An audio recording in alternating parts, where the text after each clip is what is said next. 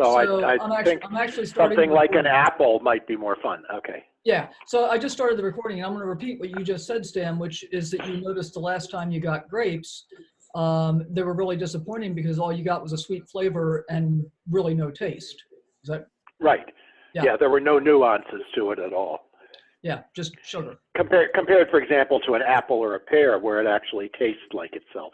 Mm-hmm. So I think for fruits, I'm gonna not be getting grapes.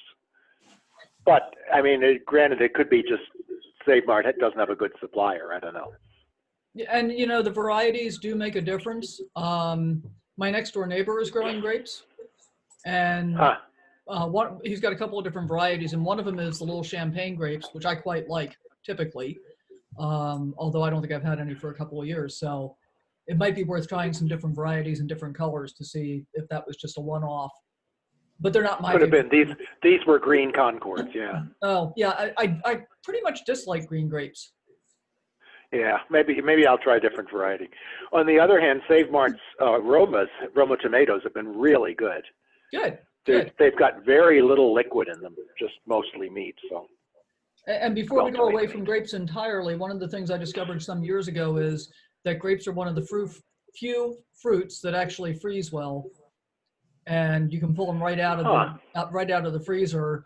And so it's something that I would use previously as a snack because I can pull them out of the freezer, let them defrost a little bit while I'm driving someplace or whatever, and they're good to go. Because I can't eat them frozen, but a lot of people can. So cool. They might be good as an ice cube, those frozen grapes. Right. Yeah, well, I will admit yeah, I've seen that suggested somewhere. Yeah. I've put them in wine. I do the same thing with frozen blueberries still. Huh. White wine, not red, for frozen And blueberries. pomegranates, those are good in wines and vinegars. Yeah. And, yeah. All those things. So let's get started with our check-ins, and let's go ahead and start with you, Stan, since we started with you. How are things going so far? We're in day 4 now. Much better than yesterday. Yesterday was kind of a rough day for me. Not really WildFit related, but today better.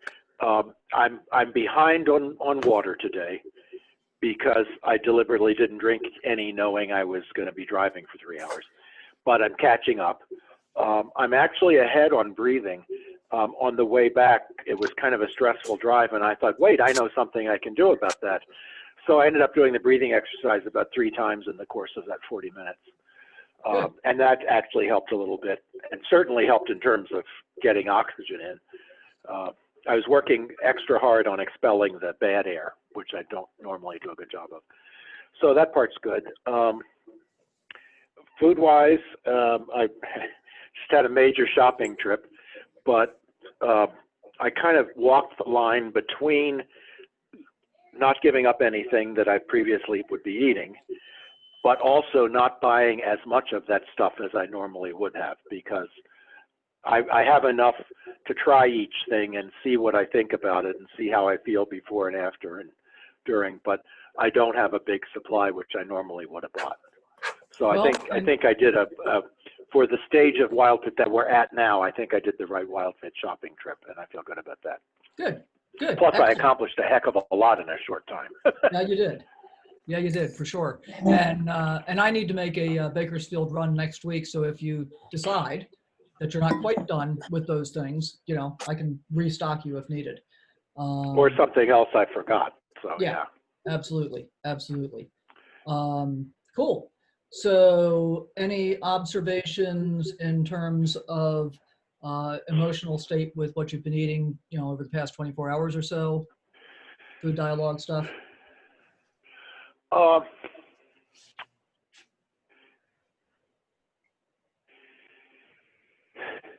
Actually, not so much. I've more been thinking about kind of the trigger foods. That's not the right word.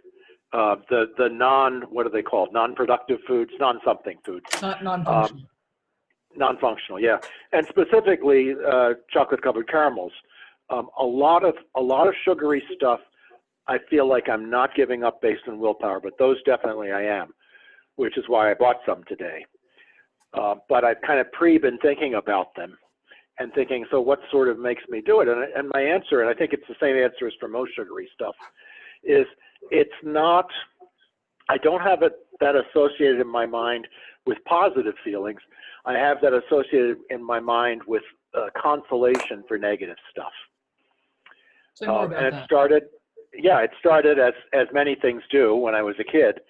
And life was kind of chaotic where I lived. And I would retreat and, take something sweet with me into my bedroom and eat it.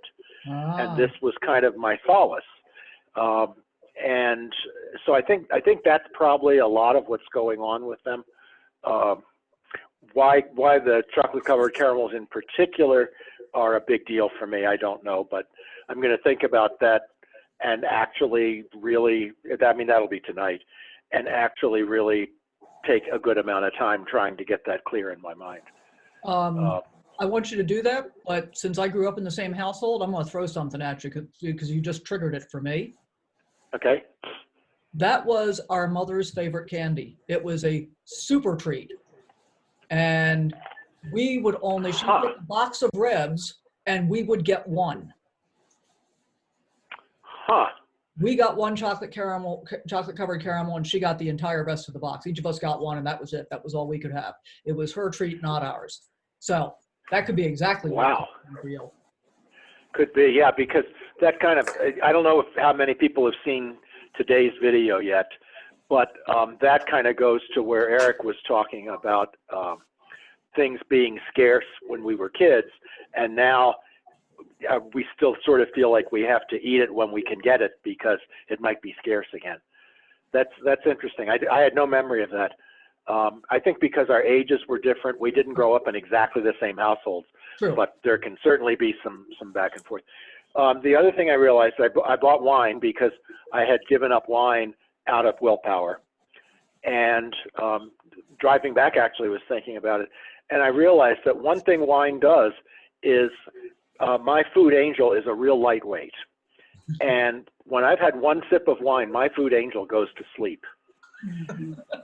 So that the food devil, whatever the food devil suggests, there's nothing there to say, oh, let's think about this for a minute. It's like, okay, yeah, that sounds good.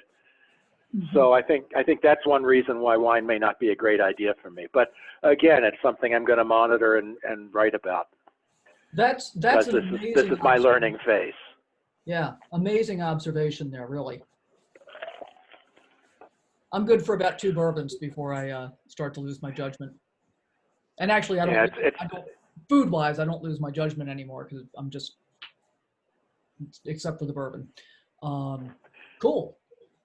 Really good work. Yep. Really good work. Yeah, I feel very good about it. It's last night I spent, last night, since I hadn't had any wine, I could actually work and caught up on yesterday's Wild Fit stuff, did a couple of small Facebook posts, and then thought I better do today's video because I wanted to have that done before the meeting.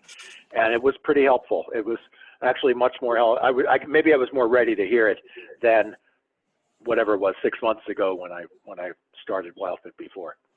Is there one thing in particular that stands out from today's video for you? Yes. Eric's idea that we don't just have one food devil, we have 6 food devils, one for each of the types of hunger. And that was, I actually posted about this as a spoiler. So a justification for drinking more water, even maybe than the 6 or 8 glasses, is to make absolutely sure that the water hunger or the thirst food devil has no ammunition. Mm-hmm. Because then that's one less voice inside pushing us to eat something when we're actually not needing food. Yeah, yeah, and that's a really, really good point. And I will admit, so because this is the first group and I haven't watched the videos myself for quite a long time, I've been rewatching the videos in advance because I want to make sure that I'm prepared for you guys. And I had missed that previously as well. The actual noticing that there really are 6 different food devils. You know, each of Yeah. each of the hungers is its own kind of food devil. Well, maybe 5, because nutritional hunger is legit. You know, if you really are nutritionally hungry, then you should be eating for sure. Right. So that might be the food angel in the grand scheme of things. Anything else for you before we move on? No, I think that's it for me. Cool. I'll have some questions, but I'll hold those for later. Okay, great. We'll come back around to that. Jeanette, you want to go next? Sure. So I wanted to thank Linda for her idea of listening to the videos first thing in the morning. That was great, because otherwise I find I'm running on, just too much, and I don't have the time to actually sit still and listen. So that was a great suggestion. So that's the first thing I did this morning, drank my water and listened. So thank you very much for that. For me, I think, and I made some notes. Actually, I have questions first. One was, after the 90 days, will we still have access to the videos or the audio, so we can go back and listen to them time and time again? Yes. Because I had the idea this morning. So I actually had breakfast in Lone Pine this morning. Oh, wow. We have a little itty bitty house up there, and my husband's working up there because he can. It's one of the few times in his life where he can actually just stay up there and work up in the mountains. So I drove up last night, had breakfast in Lone Pine, and headed back. So I was listening to the audio this morning as I was driving, and I thought this would be something really good to do at night. Put my headphones on and walk and listen to it. Mm-hmm. So I want to do that as well. So I listened to it more than once, so it really gets in. But this morning I had cinnamon toast, French toast at my favorite cafe. And I got there and I thought, okay, I'm not going to eat it because I know it's bad. No, Eric said to eat it. Then I had that whole dialogue back and forth. And I ate it and I got halfway through it and I went, God, this is like the fish. It doesn't taste good anymore. And I went, no, I'm going to eat it. I have to tell you, I'm shaking. Wow. Like, I don't know. I'm like totally shaking from the sugar, but I'm paying attention to it. Instead of just going, crap, I don't feel good, I'm going to go eat a peanut butter sandwich to calm my stomach, I'm actually realizing I'm going up that roller coaster. And look, my hands are shaking. And I'm getting ready to go down it. And the drive up here, I was getting sleepy. And now I'm like shaking. I'm like, God damn it. Anyway, but I'm paying attention to it. But the thing that stuck out to me today the most, when he was talking about the little candies, for the last 2 or 3 years, I used to eat chocolate turtles. I don't know if you guys know what those are, the pecans. Oh, with the yeah. caramel. So good. They were my favorite. In the last 2 to 3 years, I've been eating them going, gosh, they just don't taste the same anymore. But I'd still eat them because it reminds me of my grandma and unwrapping that gold box and making a big deal about getting them. And as he was talking about it, I went, oh my gosh, they've always tasted good to me because they brought back a memory, even though I don't like them anymore. Not really.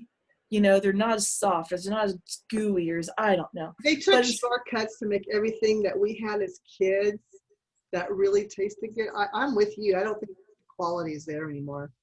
Maybe it's the quality. I don't know, but I'm like, it just doesn't. It's not as stretchy, and it's not as. There's a whole sensory thing: the smell, the sounds, anyway.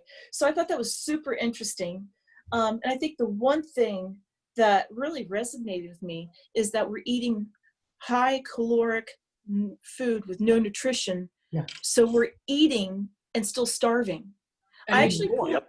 yeah. I was driving and went, what? And I pulled the car over and I rewound it and I had to listen to it. And I called my son, who is a big health fitness person. And I said, hey, Kurt, what do you think about this concept? He goes, oh my God, you finally are listening to me.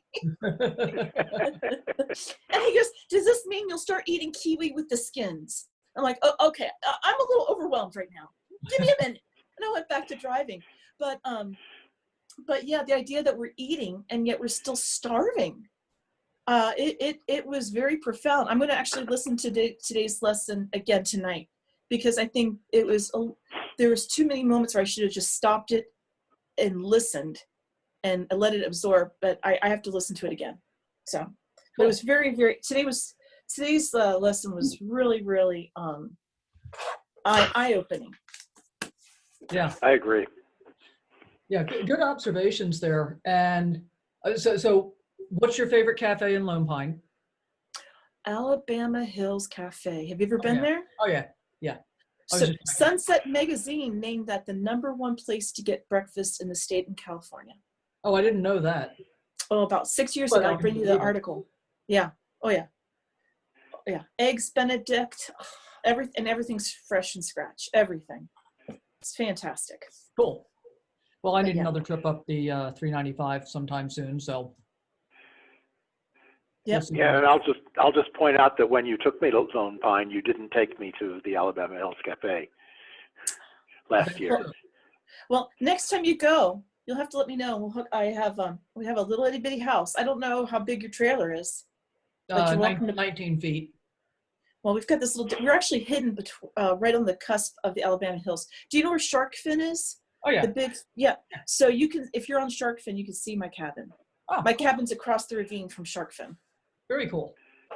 Wow. But it's strategically painted to blend in with the rock color, so you won't see it unless you know Yeah. it's there. Nice. Oh, nice. Very nice. You said you had some questions. Do you want to hold them or do you want to come back to them? Me? Yeah. No, the big one for me was, will we still have access to the videos after the 90 days? Yep, absolutely. Okay. Because I think I need to make this kind of like my daily meditation. I need to incorporate this in because I have to tell you, I'm actually very excited. He's hit upon things that I've thought of over the few years or I've seen, and it's just like a big puzzle where it's starting to come together. And I'm like, this is why I've always been so confused. Not to blame it on anything, but there's just such disinformation out there to the point where the Coca-Cola machine or truck was out in the Albertsons parking lot, and I gave him the stink eye. Yeah, I know about you. You guys are evil. But no, it's starting to put things together for me that I did a lot of nutritional training when I was going through chemo.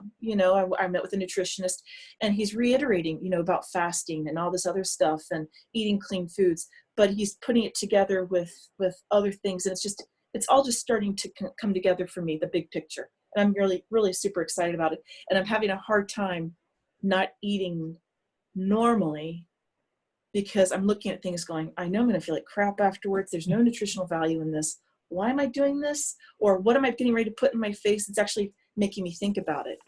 I feel like I'm being psychologically tricked. How big a change is that as compared to a typical diet, right? Where all you hear is, oh, eat this, don't eat that. Right.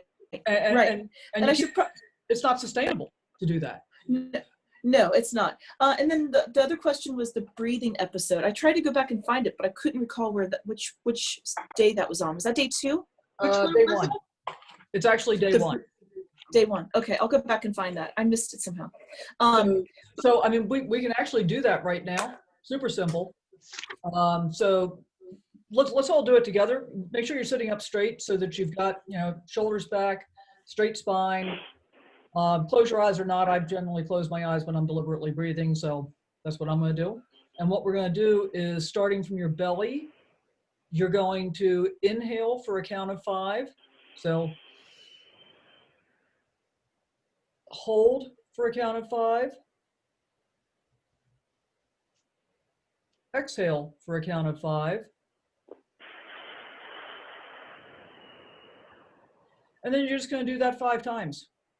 Okay. And repeat. Okay. The variation on it, which is what Linda and I typically do, is we call it box breathing. So we inhale for 5, hold for 5, exhale for 5, hold in the breathless state for 5, and then repeat the process. But either way is absolutely fine, whichever one is more comfortable for you. Okay. Yeah. And Well, you want to do that like typically at least twice a day. 3 times a day is even better. And or anytime you're feeling stressed, like Stan did on the way back up the road. It's a great way to make sure that you're getting the oxygen in. And you want to breathe through your nose, keeping your mouth closed with your tongue just gently behind your teeth on the roof of your mouth, which forces you to breathe through your nose. And starting from the belly, breathe in from the belly, bring it up to the lungs, and you're only filling about 80%. You don't want to be in that lifting your shoulders position. Cool? okay. Cool. Thank you. And Well, speaking as a singer, I'll just add one thing. When Sally, when you say from the belly, that actually means that your stomach should get bigger when you take the breath in. Yep. Exactly. We're so used to thinking stand up straight and chest out and stomach in, but no, the stomach should get bigger during the breathing. Right. Or the abdomen. So I don't have any other The questions. back should get straighter. So every time you take that deep breath in, Yep. feel that belly and feel your posture. Notice all of that. Notice where the air is going. So start from the belly and end up at the bottom of your lungs.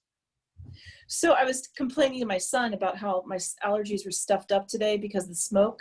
And he goes, okay. He said, take a deep breath in, hold your nose, and shake your head side to side for 5 seconds. And I did that. He goes, now open it up.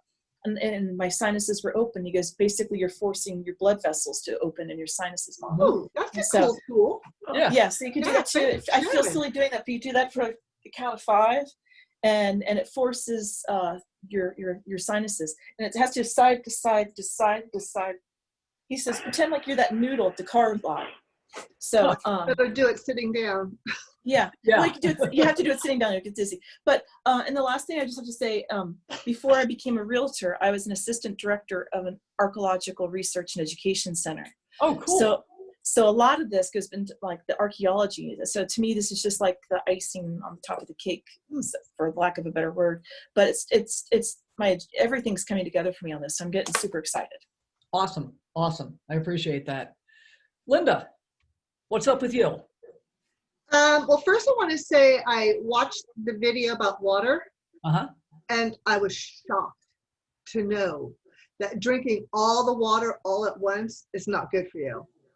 As you're Which supposed video did you watch about water? It was the one from WebMD. I kept hitting next. It kept talking about the water. And they said, actually, if you're going to drink your glass, I think it was the 6 glasses of water, not to do it all at once. It's really bad. Oh, right. Yeah. You know, I find myself refilling, drinking it, refilling, drinking it. So I'm going to work on slowing that down. Well, actually, Linda, are you guzzling a glass at a time, or are you just sipping at it for a period? Oh, no, I guzzle. Okay. I'm a water guzzler. Yeah, so you probably don't want to guzzle all of it all That's day right. long. That's right. You know what? I absolutely giggled, and I love it. I love it. So I'm fascinated with the 6 hungers. However, I can now say, who's on the committee screwing me up today? Right? And so our little committee of food devils. And the one that really is something I think I talked with you a little bit about, sorry, how I just don't feel full. Well, at times, right? And so here it is, number 3, empty stomach hunger. And it talks about the shrinkage, going back and forth. And so when he took us through that whole scenario of how all that mechanics work, I'm like, I'm not hungry. I just have space now in my stomach. Mm-hmm. So I'm just going to drink that glass of water before the meal, right? And then eat the meal. So I'm hoping that's going to give me that satisfaction. Who told me yesterday to have cheese with my salami? Sandra said that. Yeah. See, but I didn't want that. I already had some cheese that day, and cheese does give me a gut ache. I know that already. But when I ate that, it was just a serving of those light, round, processed, yummy salami pieces for me. And I'm not full anymore, but I am not satisfied. It's like something is missing. What is it that's missing that will give me that satisfaction? So I noticed that. Instead of going back eating more and more and more and more and more, I just tried the one serving so I could evaluate. So empty stomach hunger. And then my dialogue today. So I posted on Facebook actually. And the dialogue, you know, I'm sitting here working. Ooh, I'm feeling kind of hungry. And then, I just drank water. I got up, I got lightheaded. Wasn't feeling all that great. And I thought, oh, I got the low blood sugar going on. So what did I go and make? Something to totally satisfy my number 3, empty stomach hunger, and had a half a grilled cheese sandwich. It was so good. It was so good. But I only ate a half. That's plenty of food for me. I don't need to eat a lot of it. But that was so satisfying, comfort, lasts for a long time. But I question myself, Sally, is that did I give it enough time to really know if it was low blood sugar or not? Because it happened fast. So did I give it enough time? Could it have been that I just needed a variety of something? Because I just had a veggie shake this morning. That was it. Maybe I needed something, other nutrients, you know. How am I feeling? I was also feeling a little stressed, anxious. I wonder if that was a trigger to it.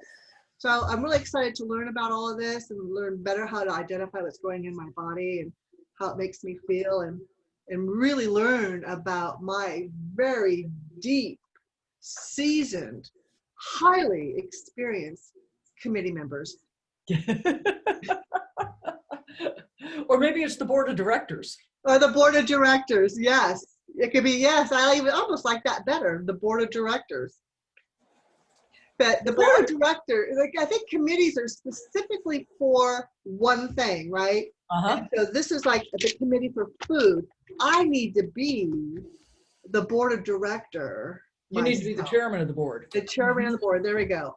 That's the goal. I want to be the chairman. I like that analogy, actually. I think And there's always an asshole on the board. So which one is that? Oh, today, I think the low blood sugar, because I'm so hypersensitive of it, I think it knew that. It took it over, gave me the excuse to eat before I met with you guys instead of having to wait till after, or cooking it in between. It was more of a convenient time, if you want to know the truth now. I'm talking out loud, right? No, right. And the truth will set you free. I mean, I'll tell you what I did today. I had breakfast at 6:30 because I was hungry. And I had a relatively light dinner. I think all I had for dinner yesterday was a small salad. It wasn't, with a few grilled vegetables, wasn't much at all. And I had it pretty early. So I was hungry this morning. And so I had breakfast, but about 11 o'clock, in fact, when you stopped by the house, Dan, I was making my brunch snack, or second breakfast, as I like to call it. So I made a single egg salad with a stalk of celery and a couple of olives, a little mustard and mayonnaise. And that was absolutely enough to tide me over. I mean, I'm fine, and I'll be fine for the next hour or so, I'm sure, before I make my next small salad. And so it really is, it's really noticing what your body wants. I did it at that time because I was starting to get hungry. And I figured if I didn't do it then I was going to be ready for you guys, and I'd be sitting here being hungry. And, rule number one on WildFit is you should not be hungry for 90 days, right? And rule number two is what? Hydrate. Stay hydrated. Absolutely. So we want to keep track of that stuff for sure. I mean, all you guys are having some great observations. I think this is like super cool. I have one more thing I want to tell you. Oh, sure. I'm sorry. Okay, yeah. So last night in the slow cooker, I put some pork chops in there, enchilada sauce, and some rice, and I let it cook all day, right?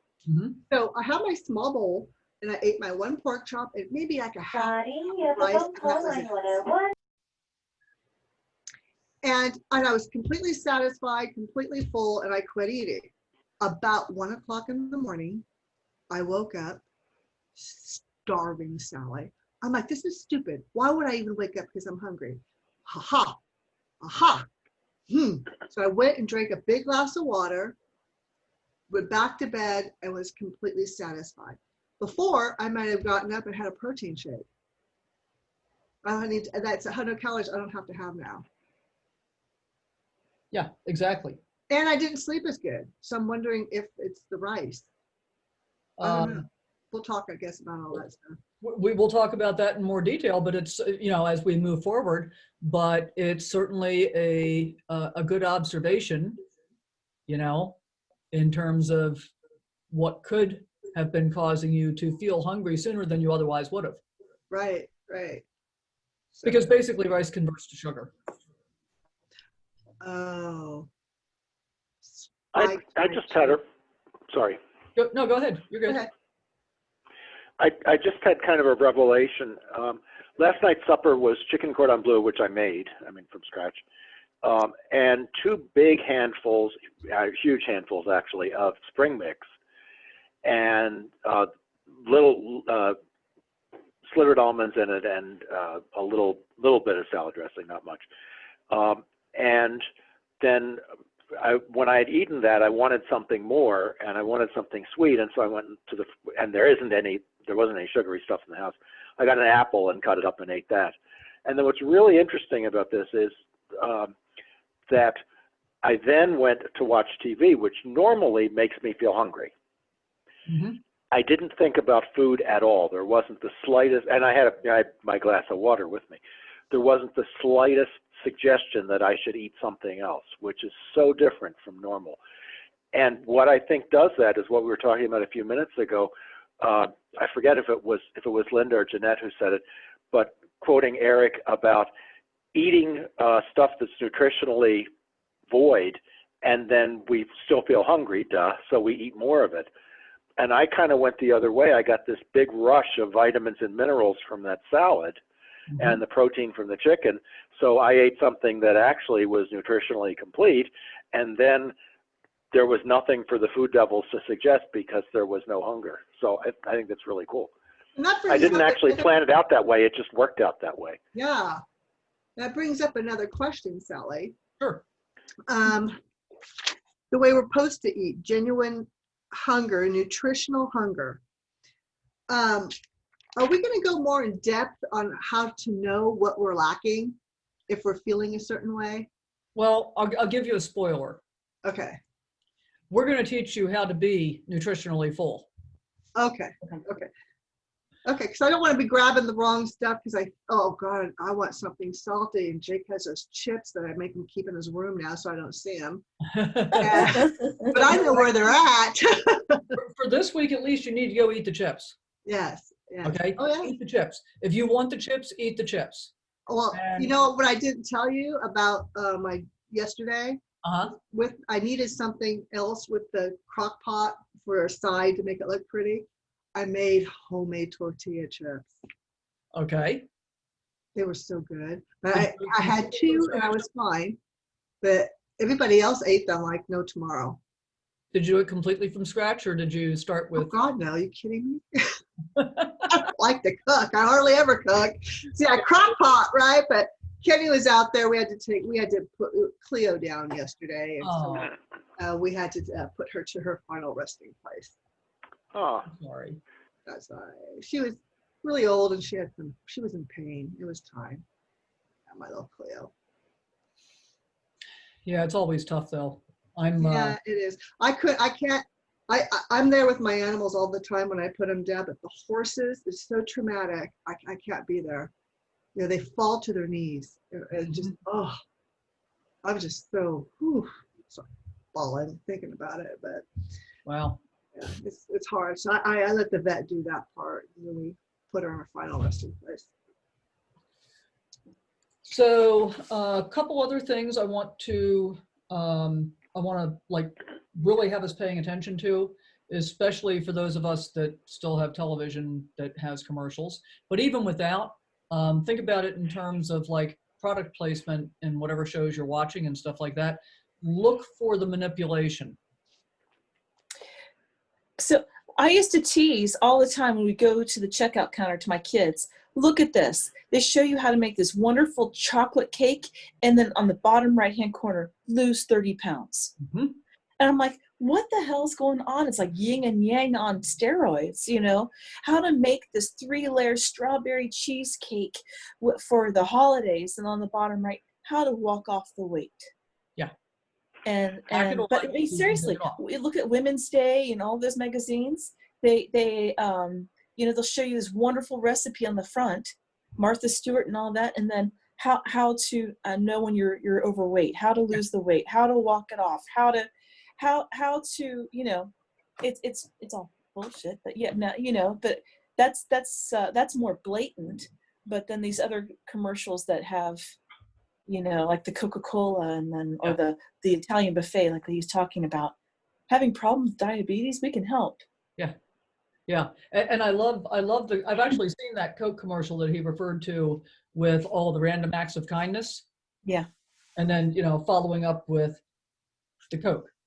And the manipulation really is, you know, feel good and then see the logo, which Mhm. they manipulate around then to see the logo and feel good, Mhm. which makes people think, oh, I want that thing, which really for the most part we absolutely don't want.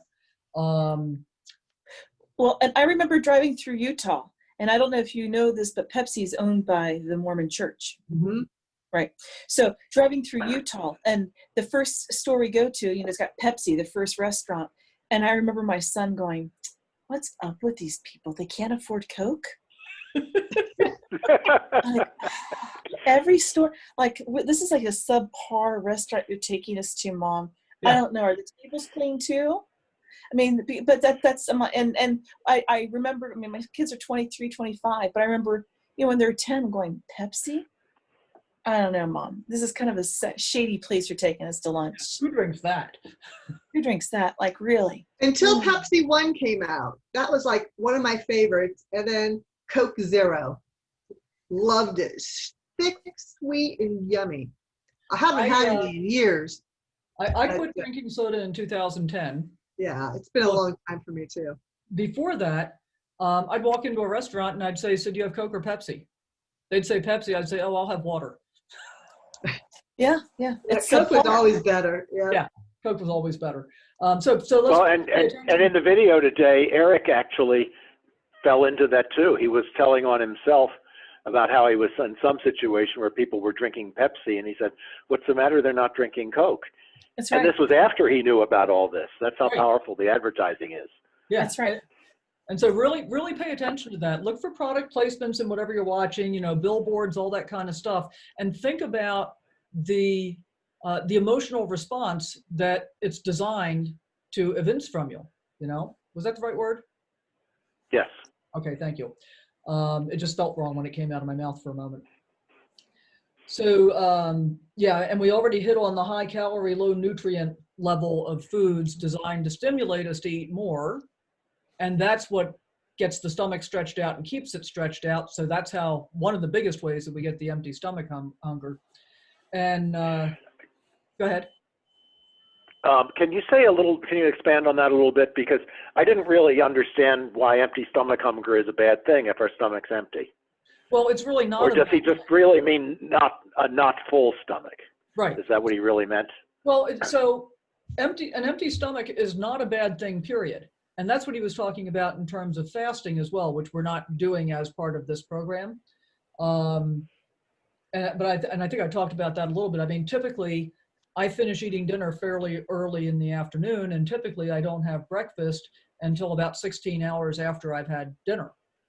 That's intermittent fasting. You know, it's a 12 to 16 hour period of no food. And at this stage, when I wake up, I have an empty stomach, but I'm not really hungry. I've got plenty of nutrition in general. So in this, what he's talking about here is that because we have been trained to overeat by the food industry with low nutrient foods, so we feel continuously hungry for nutrients, which is legitimate because most of us are malnourished. But when some of that stuff has left our stomach, suddenly we feel like we have an empty stomach, and that means it gets linked to thinking we need to eat when we really don't. Yeah, and another thing he said that might help you understand was that in the spring and summertime, fruits are very much available. And so you want to make sure you eat as much as you can till it's all gone, because you don't know when it's going to be back again. And then he said, in the winter, food now is more scarce, so your stomach would shrink, right? And then because you're eating less. He said the problem that we're having today is we all stuff our faces, and it never has the ability to shrink. So it stays big, right? And so when I eat my meal, maybe I'm not eating enough to fill it up to get that fullness, because part of my stomach is still empty because it hasn't shrunk because I eat all day. I mean, we don't eat like we should. And that's what our bodies were designed to do, is our stomach to get bigger and smaller, but we just keep it big. Yeah, with I remember he talked about essentially giving our digestive system a rest from time to time. mhm. And in that sense, an empty stomach is, as you both said, not a bad thing. Right, Yeah. exactly. Okay. All right. I- Thanks. We'll come to I the think the video he did today, I'm sorry, Sai, but I think the video he did today was just so filled with information. Like, I know I'm going to listen to it again, because right down to, you know, monkeys following monkeys, and how we're, you know, there's the, we call it the Judas goat, you know, the goat that leads people to slaughter. You Mhm. know, that Coke is kind of like the Judas goat leading people to slaughter and escapes it themselves. Yeah. So anyway, Yeah. just, And profits from it. yeah, exactly. Well, one thing I know is I saw it work with Sally. So she's the Oh. monkey I'm following. Well, thank you. Thank You're you. the chimp in charge. Chip in charge. Well, and you know, it's funny because Linda and I actually travel together 4 times a year, typically, at least. And we go to the same hotel because we always have our events at the same hotel. And we show up to breakfast at the same time and often sit next to each other and pretty much always order almost exactly the same thing for breakfast. But what you're going to find, Linda, is the next time we get to go do that in person again, you're going to be ordering a somewhat different breakfast. I can't wait to learn about it. It'll be interesting because Okay. things do change a little bit. So part of the other thing that I wanted to bring out, there was so much good stuff in this video. And in fact, I'm looking to the side because I actually did make some notes, so I didn't lose track of what I wanted to make sure that we noticed. Talking about what happens with low blood sugar, keeping in mind that we have 2 sources of fuel in our body. We're designed to burn sugar and we're designed to burn fat. But most of us primarily are only burning sugar because we hold about 2,500 calories in our bloodstream, and that's sugar. That's the sugar fuel that's there. And so once we've burned that, or burned through a significant portion of it, a bunch of different things happen. One of them is that's how we get the low blood sugar. And so we may get grumpy. We may have negative emotions arising as a result. And so we get the feeling that we're hungry and we need to do something about that, which usually results in eating something that's really not in our best interest rather than eating something nutritionally dense. Most of the time we'll go like eat chocolate or cake or cookies or whatever. So the low blood sugar one can be kind of a big deal to pay attention to. And oftentimes, and I think I said this the other day as well, what I find is that if I feel myself getting hungry, the first thing I do is drink a glass of water. I'll drink about 6 or 8 ounces of water and wait at least 10 minutes to see how I feel after that. And if I still think I'm hungry, then I go eat something. Because for me, I mean, I'm nutritionally pretty daggone complete at this point. So if I'm feeling hungry after I drink a glass of water, I'm hungry. I need to eat something. But oftentimes I find that really wasn't hunger. That was really just thirst. And I'd lost track of it, even though I pretty much stay fully hydrated all the time. So just another thing to keep in mind. And one of the things that he talked about was the need for variety in the diet, and how in our evolutionary periods, we were eating on average during the course of a year, like 200 different plant species. And most Westerners especially only eat about 5 kinds of plants, including pizza as a vegetable now, which just cracks me up. I couldn't believe that. It's actually true. And I love when Eric said the FDA, and look at us all now. Yeah, exactly. In North Carolina, mac and cheese is listed as a vegetable on the menus Yes. How can that be a vegetable? because it's orange. Yeah. I'm not even kidding you. That's Mac and, fraud. mac and cheese is listed as a vegetable. It's where I grew up. That's so fraud. Well, the tomato sauce thing goes back to the Reagan administration. It was none of you are old enough to remember it, but it was a big scandal at the time that, We were all there. I think so. But thank you. well, okay, I was trying to be polite.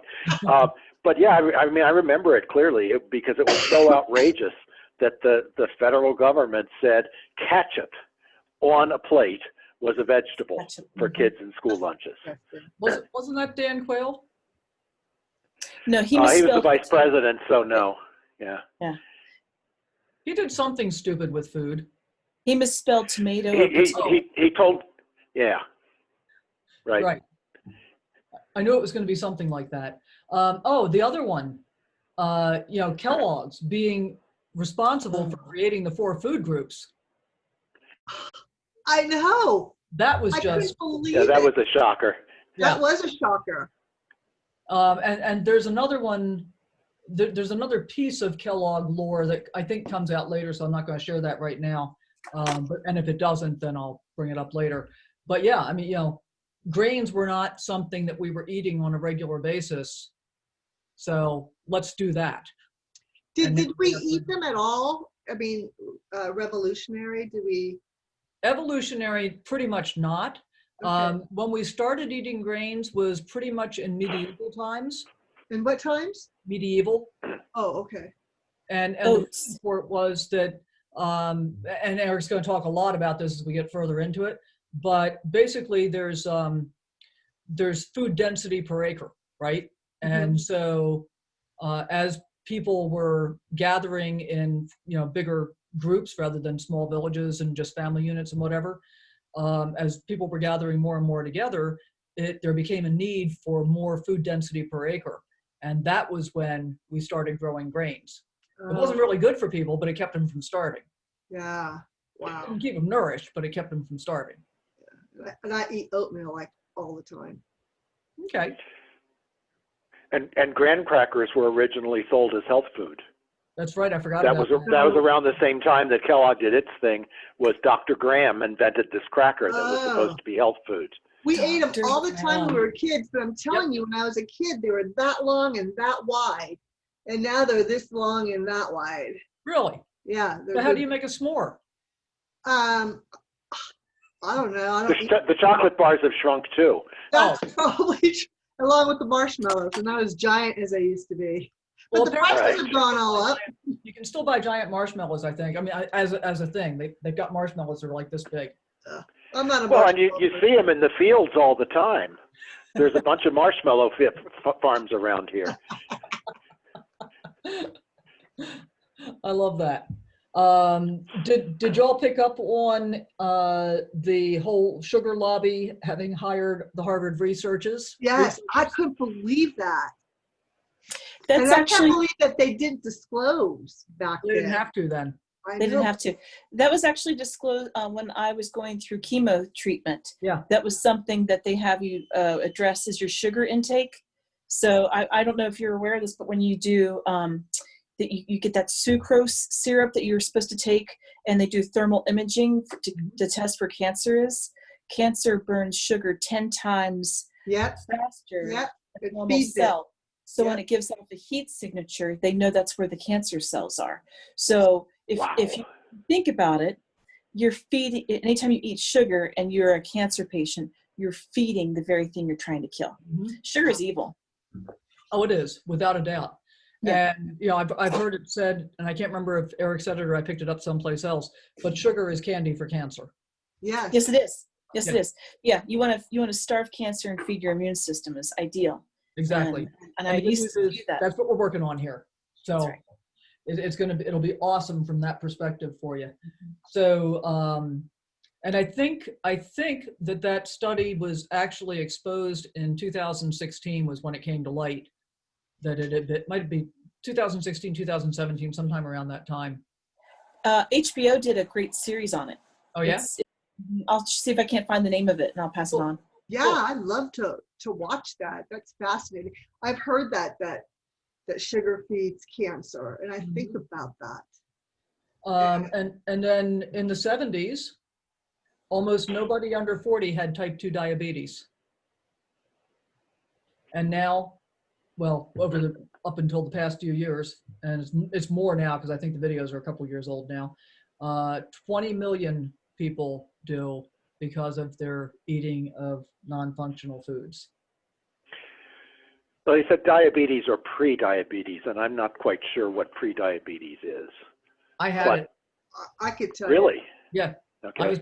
I was diagnosed as pre-diabetic, and the definition is, hang on just a second, Phil just got here. Do you know what it is, Linda? Tell if you do.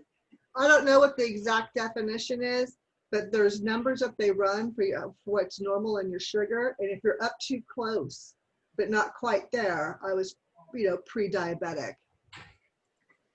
And I'll bet the doctor said you should start taking medication for that, right? Well, as a pre-diabetic, it's being a secondary disease.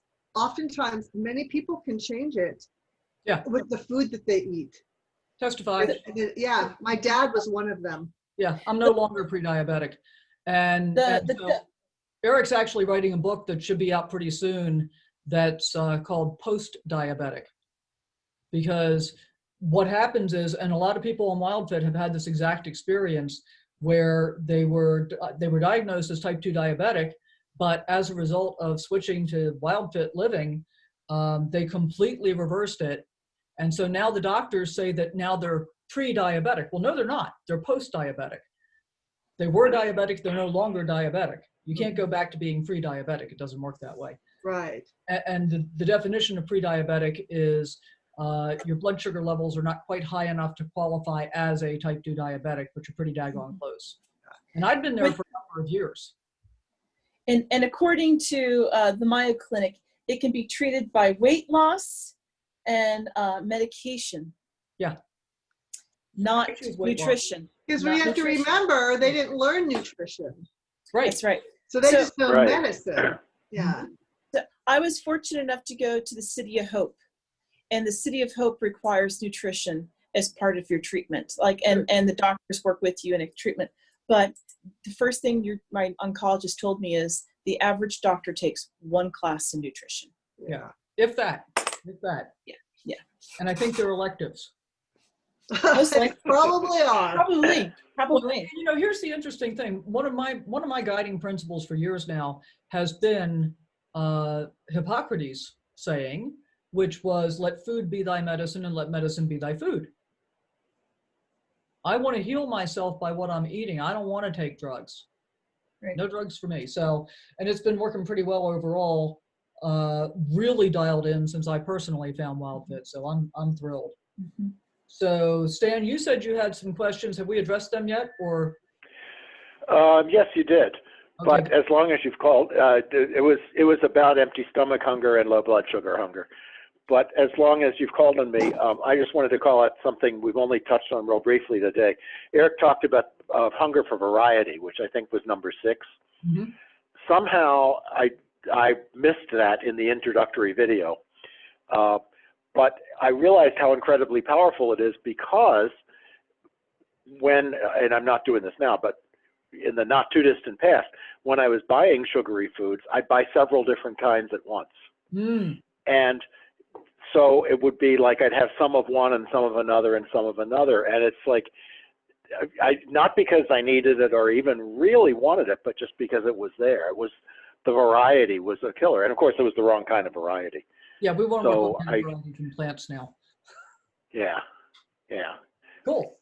We're coming up on the top of the hour. So Wow. I want to, great conversation today, guys. Super, super appreciate it. I want to leave you with a couple of last thoughts. So primates learn from observation. So which monkeys have you been following around? Just kind of keep that in mind. And really pay attention to your food dialogues. And, try writing it down at least once. If you haven't been doing that, try writing it down at least once. And if you want to post it, that's awesome. If you don't, I get it. But it's, one of the things that I know really clearly is Pearson's Law is whatever we record, we can improve.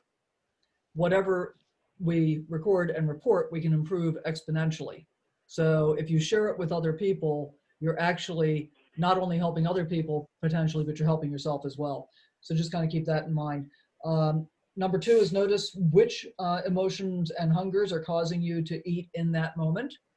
And number 3 is notice the emotional roller coaster that you're on. That's your food timeline. How did you feel when you were thinking about it? How did you feel while you were eating it? How did you feel after you were eating it? And that's 2 kinds of feels, guys. That's how did you feel emotionally and how did you feel physically. Fair enough? Yes. Yep. Cool. All right. Thank you so much for being here. Post your comments and stuff in Facebook. I'm going to put up the 6 hungers in Facebook at some point today for you. So that'll be there as a clear reference. And I'm trying a recipe, I think today or tomorrow, probably tomorrow. We'll see how it works out. I think I can make molasses cookies. Ooh, ooh, the scientist in the kitchen. So we'll see. So- We'll see. Send us a batch. We'll taste them. We'll see. We'll see if I can do that and have it be friendly. It's on my radar. So we're gonna try. Okay, my love. Thank you so much, All right. everybody. Thank you so much, guys. Thanks, everybody. Great Really session. Keep Okay. Chip in charge. Yes, that's right. See you tomorrow, guys. Bye. Bye-bye. Bye-bye.